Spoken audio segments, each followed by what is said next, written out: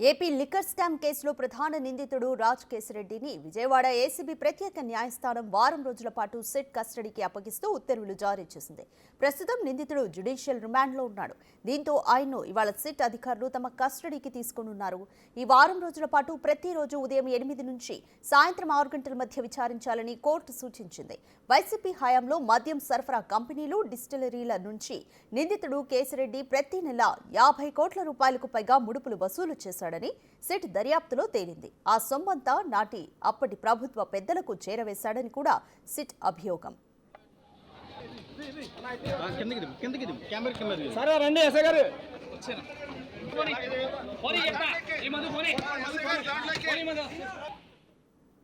YS Anil Reddy Bharati cements పూర్తి కాలపు director. YS Bharati తరపున ఆర్థిక వ్యవహారాలు చూసే గోవిందప్ప బాలాజీ, పెద్దిరెడ్డి మిథున్ రెడ్డి, విజయసాయిరెడ్డిల ద్వారా ఈ ముడుపులు జగన్ కు అందజేసేవారని సిట్ తేల్చింది. ముడుపులు కొల్లగొట్టేందుకు వీలుగా ఎంపీ మిథున్ రెడ్డి, మాజీ ఎంపీ విజయసాయిరెడ్డి మరికొంతమందితో కలిసి కొత్త మద్యం పాలసీని రూపొందించారని ప్రధాన ఆరోపణ. ఈ అన్ని పనుల్లోనూ కేశిరెడ్డి కీలకంగా ఉన్నాడని విచారణ అధికారులు తేల్చారు. కొంచెం